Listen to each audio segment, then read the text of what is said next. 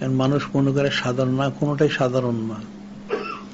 দুনিয়াতে যত লোক আছে সারা পৃথিবীতে, জিন ইনসান, প্রত্যেকেই তার ঘর সংসারের জন্য কিছু কামাই রোজগার করে। সকলেই কামাই রোজগার করে, কেউ কিন্তু ঘরে বসে থাকে না।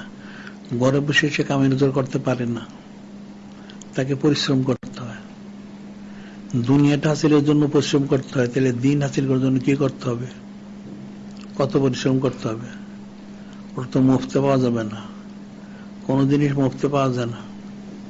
যখন আমাদের দেশেই আগে তো মানুষ কোন হোটেল রেস্তোরাঁ গেলে পানি পেত মুফতে, এখন তো পানিও কিনে খেতে হয়, মুফতে তো পাওয়া যায় না। এই যে মুফতে কোনো জিনিস পাওয়া যাবে না। যদি সে সত্যি আল্লাহ হইতে চায়, আল্লাহ আলী হইতে চায়, তাকে কোশিশ করতে হবে। কোশিশ করে অন্তরটাকে ইসলাহ করতে হবে। অন্তর ইসলাহ হলে তখন আমলগুলি কবুল হবে, তখন সে আস্তে আস্তে আল্লাহ হবে। অন্যতে কোনদিন আল্লাহ হইতে পারবে না। এটা মনে রাখতে হবে প্রত্যেকের জন্য। আর এই জন্য ইলিম চর্চার দরকার আছে। ইলিম চর্চা না করলে সে আমলটা শুদ্ধ করতে পারবে না। একটা লোকের যে কিনা, বোঝ, রিয়া, হাসা, হিংসা, অহংকার, যে বদ খাসলত গুলি, সে বুঝবে কোত্থেকে? ইলিম না থাকলে শুধু বুঝতে পারবে না। বিশেষ করে যেমন রিয়াটা, এটা কঠিন বিষয় একটা রিয়া। হযরত ইমাম গাজ্জালী বলছেন, রিয়ার একটা উদাহরণ দিচ্ছেন, যে অন্ধকার রাত্রি, তার মধ্যে একটা অন্ধকার গুহা, সেই গুহাটা মধ্যে একটা কালো পাথর, তাদের কালো পিপিলিকা যদি হাঁটে, এটা বোঝা যায় না। রিয়াটা তার চেয়ে বেশি সূক্ষ্ম। আর রিয়াও সেরকম কপি।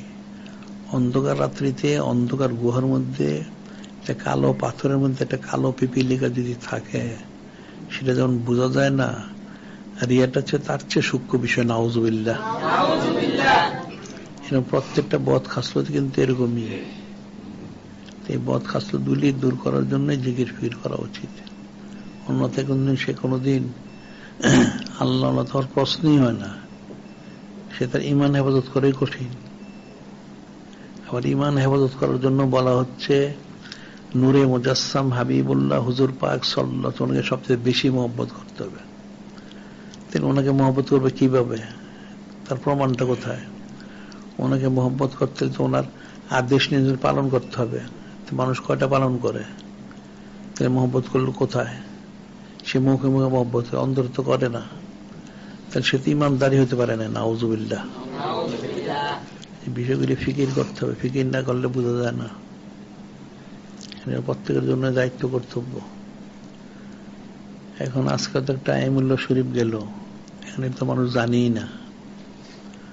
আজকাল যে আইমুল্লাহ শরীফ, মানুষ তো ইলিম নাই। এখন মেরাজ শরীফটা মানুষ জানে, তার মধ্যে অনেকের চুচারে কিলোকাল, যাদের অন্তরে গালিজ আছে।